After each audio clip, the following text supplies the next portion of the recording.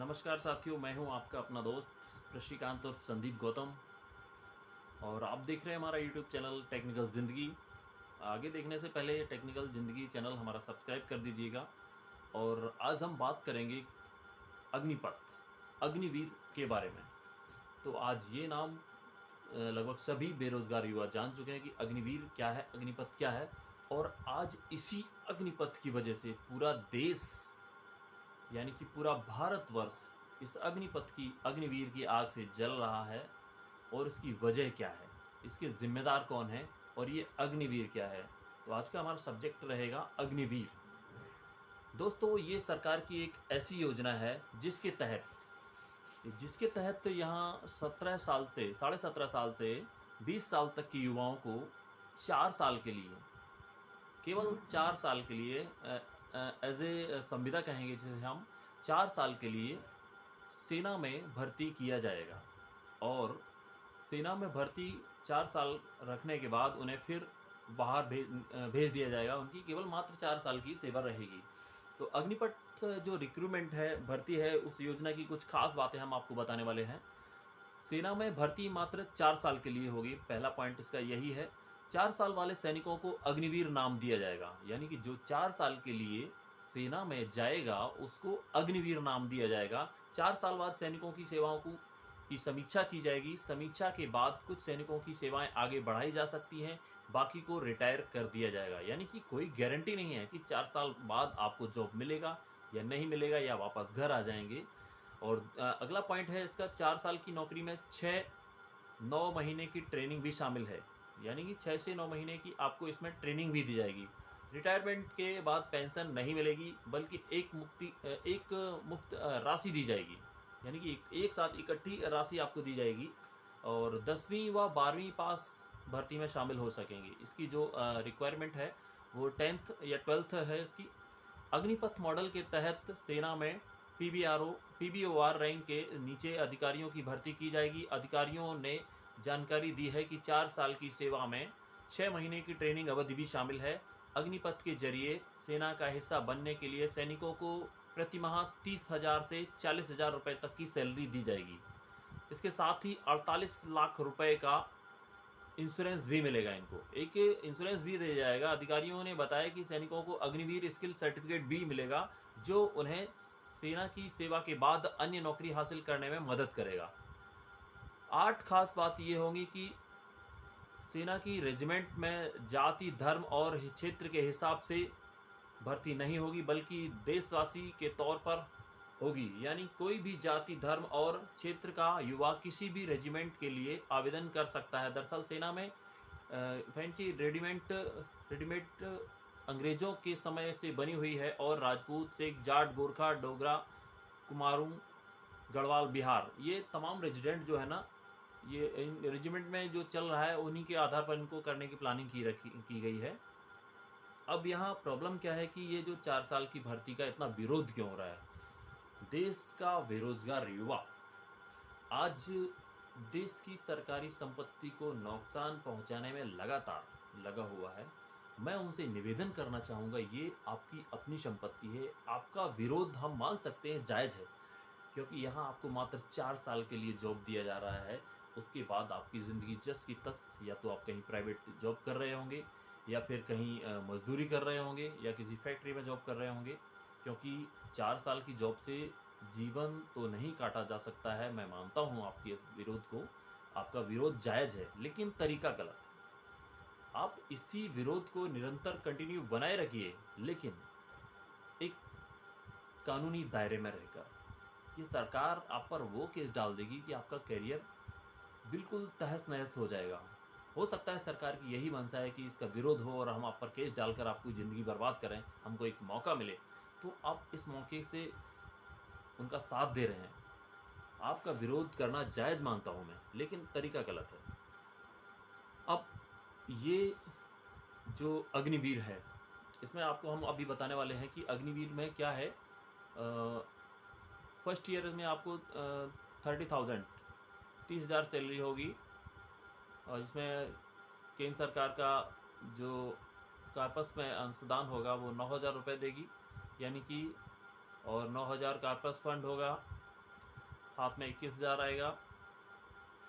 इस तरीके से इनकी जो है ना फर्स्ट ईयर का 30,000, सेकेंड ईयर का 33,000, फोर्थ ईयर का 36,500 और फोर्थ ईयर का 40,000।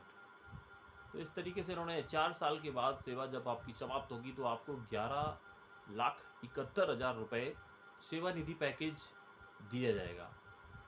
तो अब सवाल ये उठता है कि जब यहाँ पर आप ये दे रहे हैं कि आप 4 साल की सेवा कीजिए, एक 17 से 20 साल तक के युवा को आप 4 साल की सेवा में बहलाना चाहते हैं, तो यही काम आप नेताओं के लिए क्यों नहीं हो सकता है? आपका जो कार्यकाल 5 से 6 साल तक का होता है, उसको हम घटाकर 2 साल का करते हैं, ज़्यादा नहीं। आपने तो 40 साल से 4 साल कर दिया है ना। हम आपका 5 साल से कार्यकाल घटाकर यदि 2 साल का रखते हैं और 2 साल के बाद कहते हैं कि आपने 2 साल में इतना कमा लिया होगा कि आपकी 2 पुश्तें निकल जाएंगी, 7 नहीं तो 2 पुश्तें आराम से निकल जाएंगी। अब आप राजनीति से संन्यास लीजिए ताकि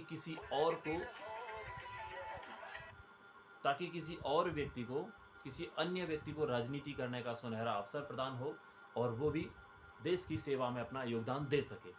अब 2 साल के बाद आपकी समीक्षा करेंगे हम कि आप आगे आपने जो किया है 2 साल के अंदर, आप उसमें कितने % सक्सेस हुए हैं, आपने जो काम किया है उसका कितना विरोध हुआ है।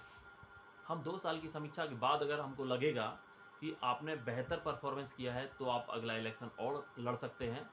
और इस तरह से जो नेता राजनीति में आगे बढ़ेंगे उनको हम यहाँ पर जो है ना सदन वीर, विधायक वीर, MP वीर, MLA वीर, इस तरीके से सांसद वीर नाम देंगे, सम्मानित भी करेंगे। तो अगर यही प्लानिंग आप नेताओं के लिए हो, आप कैसा महसूस करेंगे? आप बड़ी बड़ी बातें करके देश के भविष्य को गर्त की ओर ले जा रहे हैं, ये बड़े शर्म की बात है। अब यहाँ पर भी कुछ लोग ऐसे होंगे जो कहेंगे कि नहीं ये तो अच्छा है, आप जो 17 से 20 साल का समय गांव में घूमकर बर्बाद करते थे और वहाँ पर आपको कुछ भी नहीं मिलता था, यहाँ 4 साल नौकरी करेंगे, आप 11 लाख रुपए लेकर आ जाएंगे, तो आपका तो पूरा बिजनेस भी सेटअप कर सकते हैं। भाई बिजनेस नहीं कर सकते वहाँ पर आप? उस 11 लाख से आप क्या कर सकते हैं मुझे बताइए? कितना बड़ा बिजनेस कर सकते हैं? मैं मानता हूँ बिजनेस कर सकते हैं। आपको यहाँ जो एक नई गुलामी करने की मानसिकता दी जा रही है, आप वहाँ से जो ट्रेनिंग लेकर आएंगे ना, फिर आपको जॉब कहाँ मिलेगा? अडानी के यहाँ, अंबानी के यहाँ, टाटा के यहाँ, बिरला के यहाँ, बैंकों में आप गार्ड की नौकरी करेंगे। क्योंकि सरकार जो है ना किसी ऐसे व्यक्ति को तो लाइसेंस देती नहीं है जो अनट्रेंड है, और ऐसे व्यक्ति को अपनी कंपनियों में भी नहीं रखती है, फैक्ट्रीज में भी नहीं रखती है जो अनट्रेंड है। जिसको गवर्नमेंट परमिशन देता है चलाने का लाइसेंस, उसको अपने पास रखती है। यहाँ CISF जो केंद्रीय सुरक्षा बल है, उसके लिए आप तैयार हो रहे हैं, क्योंकि वहाँ भी आप इसी तरीके से जॉब करते थे ना। तो आपको वहाँ से ट्रेन करके फिर ये सरकार आपको गुलाम बनाएगी अडानी अंबानी के यहाँ। यहाँ एक बहुत बड़ा एक्सीलेंट माइंड काम कर रहा है गुलाम बनाने का। तो आपको थोड़ा धैर्य रखने की आवश्यकता है, विरोध कंटिन्यू रखिए। मैं नहीं कहता हूँ कि आप विरोध मत कीजिए, आपके साथ खिलवाड़ किया जा रहा है, युवाओं के साथ जो खिलवाड़ किया जा रहा है, उनकी ज़िंदगी के साथ खिलवाड़ किया जा रहा है, उसका विरोध कीजिए, लेकिन दायरे में रहकर। आप कोई भी ऐसा काम मत कीजिए जिससे आपके देश, आपका भविष्य, आपका परिवार खतरे में आए। तो अब नेता लोग क्या इस काम को करने के लिए तैयार हैं? क्या वो सदनवीर बनने के लिए तैयार हैं? नहीं होंगे ना। तो ये युवा कैसे तैयार हो जाए अग्निवीर बनने के लिए? आप जानते हैं कि आपकी इस अग्निवीर ने, एक शब्द ने, पूरे देश में कैसी आग लगाई है जो विदेशों तक इसकी लपटें पहुंच रही हैं। कौन इसका जिम्मेदार है? आप लोग इसके जिम्मेदार हैं। आप लोग जो फैसले लेते हैं वो हर बार गलत साबित होते हैं, और हर बार आपको आकर झुकना पड़ता है, माफ़ी मांगनी पड़ती है कि नहीं हमने ये गलत किया। किसानों के साथ जो मुद्दा हुआ था उसमें भी आपने सालों बाद, जब हजारों किसानों की जान चली गई, उसके बाद आपने वो फैसला वापस लिया। उसके बाद जो भी आप नोटिफिकेशन डालते हैं उसको इतना डर्टी टाइप से क्यों बनाते हैं? क्यों ऐसा करते हैं आप? क्या आपको ये देश अपना नहीं लगता है कि आप इसके बारे में जो हित सोचते हैं वो अहित कैसे हो जाता है? कैसे सोचते हैं ये सब आप? मैं 7 साल से बेरोजगार बैठा हुआ हूँ। 2015 में मेरा सिलेक्शन हुआ था सुल्तानपुर में टीचर के लिए। आज तक आपके सुप्रीम कोर्ट और हाई कोर्ट की वजह से यहाँ बैठा हूँ, एक छोटी सी पत्रकारिता कर रहा हूँ। इसके जिम्मेदार भी आप हैं। यानी कि जो हाई कोर्ट और सुप्रीम कोर्ट तक ये सालों साल तक जो लगातार केस चलते हैं, ये क्यों खींचते हैं इतने लंबे? ये आपकी देन है। तमाम भर्तियां ऐसी हैं जो 15 साल 10 साल से अभी लटकी हुई हैं, अधूरी पड़ी हुई हैं, आप तक उन्हें भर्ती नहीं करा पाए। आप क्या गलती थी हमारी? हम मेरिट में आने के बावजूद भी यहाँ बैठे हुए हैं। हमसे कम मेरिट वाले वहाँ सुल्तानपुर में जॉब कर रहे हैं। आपने इतनी जांचें करवाई, उसके बावजूद भी जीरो रिजल्ट।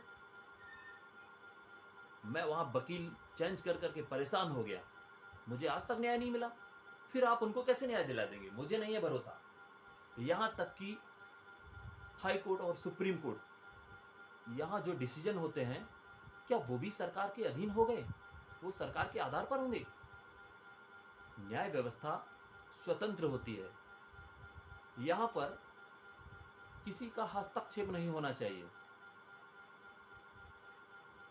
क्यों ऐसी व्यवस्थाएं बना रहे हैं आप जो देश को गर्त की ओर ले जा रहे हैं? कोई भी व्यक्ति देश के बेरोजगार युवाओं के लिए बात नहीं करता है, देश की गंभीर समस्याओं पर बात नहीं करता है।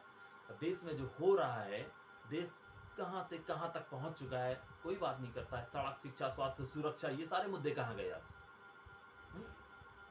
क्यों इन मुद्दों पर शांति चुप्पी साध कर बैठ जाते हैं आप लोग? मैं बोलना नहीं चाहता था, लेकिन बोलूंगा। बात हमारे जैसे युवाओं की है। कब तक चुप रहूंगा और कब तक आप ये सब करते रहेंगे? आप बोलते हैं 70 साल से क्या हुआ, क्या किया देश ने? 70 साल से ये था, 70 साल से वो था, 70 साल से ये था। अरे 70 साल में जब कुछ नहीं हुआ तो आप बेच क्या रहे हैं? रेलवे, अब लोग कहते हैं कि रेलवे सरकारी संपत्ति है। मैं तो उसे भी प्राइवेट मान चुका हूं, बता चुके ना आप। सब कुछ प्राइवेटाइजेशन पे लाया जा रहा है, उसके बावजूद देश की ये हालत है। कहां से कहां तक पहुंच गया है। और फिर भी आप कहते हैं कि देश विकास की ओर अग्रसर। आज भी देश के अंदर जो व्यवस्थाएं चल रही हैं वो 70 साल पुरानी आती जा रही हैं, 70 साल से पहले की भी हो रही हैं। सिर्फ आप टेक्नोलॉजी पर डिपेंड करते हुए कि technology is the best for country, हम ये बनाएंगे, हम वो बनाएंगे। कहां? कौन देख रहा है? आपका हर काम गलत हो रहा है। तो आप सरकार में बैठे हुए हैं, आप फुल पावर में बैठे हुए, उसका मतलब ये नहीं कि देश के युवाओं के साथ अन्याय करेंगे। अभी हमने सुना रेल मंत्री कह रहे हैं कि वो जो है ना, युवा जो है ना आएंगे और रिटायर होकर 4 साल बाद उनको इतना पैसा मिलेगा, वो आकर बिजनेस कर लेंगे और ये कर लेंगे, वो कर लेंगे। दुनिया की बातें बता रहे थे। उनसे कहो कि आप अपने बेटे को भेजेंगे अग्निवीर बनने के लिए? कितने नेता ऐसे हैं जो तैयार हैं अपने बेटों को अग्निवीर बनाने के लिए? बोलिए, कमेंट में जवाब दीजिए, हमको बताइए। ये कितने नेता ऐसे हैं जो अपने बच्चों को सरकारी स्कूलों में पढ़ाना चाहते हैं और अग्निवीर बनाना चाहते हैं, देश की सेनाओं में भर्ती करना चाहते हैं? अपने बेटों को तो आप फॉरेन कंट्री में पढ़ाना चाहते हैं और उनको ये छोटी मोटी जॉब भी नहीं दिलाना चाहते हैं। और यहाँ गरीब जनता, आम आदमी, उसके लिए ये सारी व्यवस्थाएं कि आप 4 साल जॉब करो, उसके बाद आप रिटायर होकर घर आ जाओ। क्या रहेगा उसका भविष्य? क्यों मजबूर करते हो इन बेरोजगारों को सड़कों पर उतरने के लिए? क्यों करते हो ऐसा? मैं पूछता हूं आप सभी से, जितने भी इस व्यवस्था के सपोर्टर हैं, जो सपोर्ट कर रहे हैं, मैं उन सब से पूछता हूं कि इसके जिम्मेदार कौन है?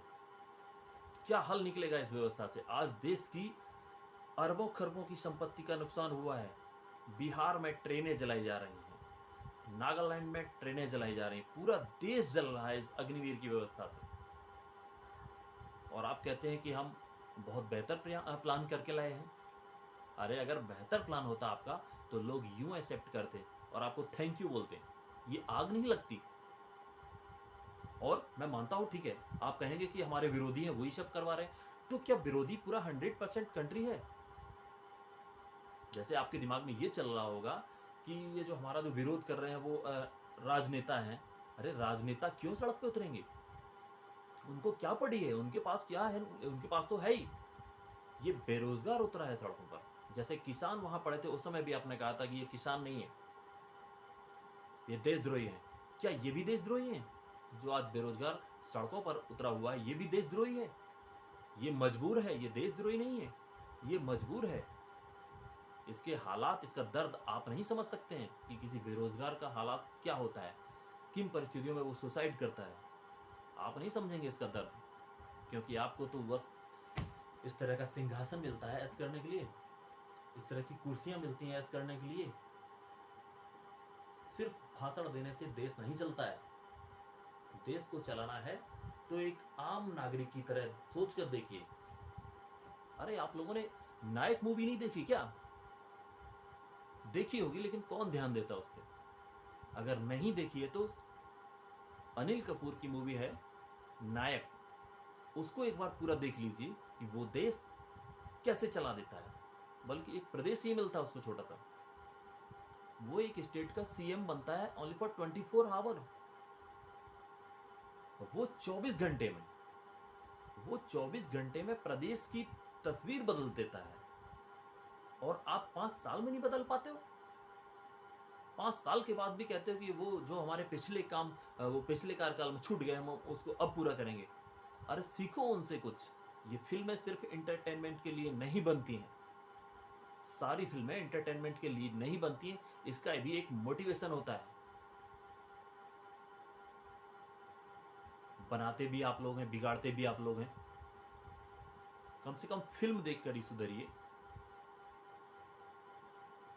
मुझे दर्द होता है कि जब इस तरह से देश के अंदर ये हालात होते हैं। अग्निवीर के नाम पर पूरा देश जल रहा है आज, और आप लोग आते हैं, 2 शब्द कहते हैं कि ये गलत हो रहा है, ये आंदोलन नहीं होना चाहिए। शुरुआत किसने कराई है? कौन लाया था ये प्लान? मुझे मालूम है कि ये प्लान आपकी नज़रों में सही होगा, हो सकता है कुछ लोगों की नज़रों में भी सही हो, लेकिन अगर सही होता तो इसके रिजल्ट ये नहीं होते। जो आज देश के अंदर ये आगजनी हो रही है, ये दंगे हो रहे हैं, ये पार्टी मुख्यालयों पर, पार्टी कार्यालयों पर जो हंगामा किए जा रहे हैं, तोड़फोड़ की जा रही है, आगजनी की जा रही है, हर बार इस तरह के आंदोलन के लिए सिर्फ देशद्रोही नहीं निकलते हैं, वो लोग भी निकलते हैं जो मजबूर हैं, जो लाचार हैं, जो बेबस हैं, जिनके पास शिक्षा होने के बावजूद भी रोजगार नहीं है। उनको एक उम्मीद होती है कि हमारे आने वाली गवर्नमेंट हमारे लिए कुछ बेहतर लेकर आएगी। और गवर्नमेंट क्या लेकर आती है कि आप पकौड़े तलिए, आप पकौड़े तलिए, आपको ये उम्मीद लेकर आई है। अफसोस होता है ऐसी थिंकिंग पर। तो अंत में मैं सभी बेरोजगार युवाओं से निवेदन करना चाहूँगा कि भाई आप अपना विरोध भले ही करते रहें, लेकिन देश की संपत्ति को नुकसान बिल्कुल पहुंचाने का प्रयास न करें। अपना विरोध शांतिप्रिय करें, शांतिपूर्वक तरीके से अपनी बात को इन नेताओं के समक्ष रखिएगा। और हमें विश्वास है कि नेता इनका कोई ना कोई हल निकालने का जरूर प्रयास करेंगे। जैसे कि पिछले किसानों के मामलों में इन्होंने साल भर बात किया था, काफ़ी लंबे समय बात किया था। और मैं इन नेताओं से भी अपील करना चाहूँगा कि भाई बंद कर दो ये सब, कुर्सी के लिए इस तरीके के काम बंद कर दो जो देश के लिए हानिकारक साबित हों। नमस्कार। हमारा वीडियो पसंद आए तो लाइक, शेयर, कमेंट्स करना मत भूलिएगा। और हमें जवाब में बताइएगा कि हमने जो जानकारी दी है, हमने जो आपको बताया है, वो कहाँ तक सच है। कमेंट बॉक्स में जाकर टाइप कीजिएगा। नमस्कार सर।